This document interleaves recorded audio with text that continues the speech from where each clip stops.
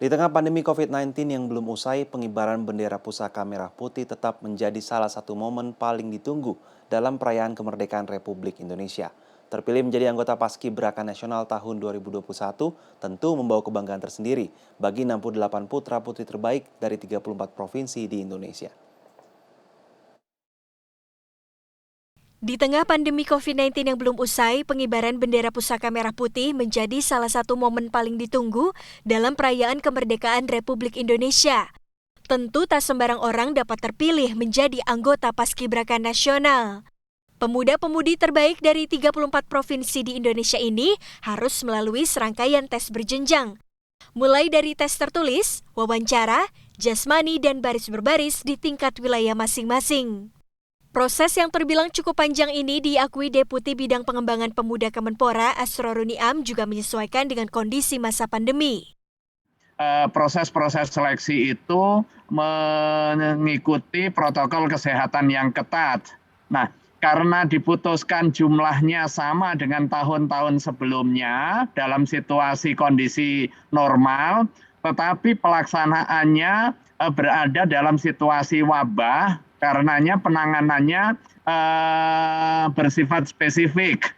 Dan pada saat seleksi sudah tuntas, kita juga tetap mengingatkan pentingnya langkah-langkah protokol kesehatan mulai H-10 sebelum keberangkatan ke Jakarta sampai akhir tugas.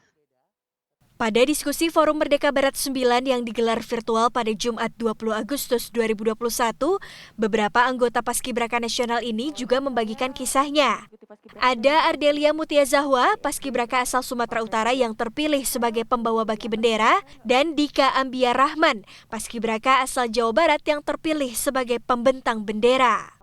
Baik Ardelia maupun Dika sudah bercita-cita menjadi pasukan pengibar bendera merah putih di istana sejak kecil. Bahkan Ardelia juga mengikuti jejak sang ibunda yang merupakan Purna Paskibraka Indonesia di tingkat Provinsi Sumatera Utara tahun 1996 lalu. Awalnya saya mengikuti Paskibraka dari SD, Kak. Dari SD, terus SMP, di SMP tuh saya belajar baris berbaris, dan di SMA juga saya ikut ekskul Paskibraka. Saya sangat bersyukur bisa membawa bendera di hadapan Pak Presiden. Terus saya waktu di atas tuh Kak, saya nggak berani natap Pak Presiden di situ. Kenapa? Takut Kak, deg-degan juga kan. Jadi saya fokus ke hadapan saya kan, Pak Presiden tuh agak di sebelah kiri. Ya. Jadi saya fokus ke hadapan saya. Sementara Dika yang dulu hanya dapat menyaksikan upacara pengibaran bendera di istana melalui layar kaca, kini bersyukur dapat mewujudkan salah satu mimpinya. Ia bahkan terpilih menjadi pembentang bendera merah putih saat upacara. Itu Paskibraka itu udah merupakan cita-cita juga, merupakan salah satu impian juga.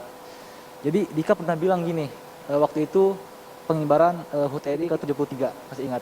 Dika pernah bilang gini, saya pasti akan ada di situ. Oke, ditanam di dalam pikiran ya, dan hati ya. Saya pasti akan ada di situ mengibarkan bendera di Istana Merdeka. Dan alhamdulillah dengan segala usaha Dika, doa Dika, segala ikhtiar Dika, tekad Dika, alhamdulillah bisa menjadi bagian pembentang juga ya Kak.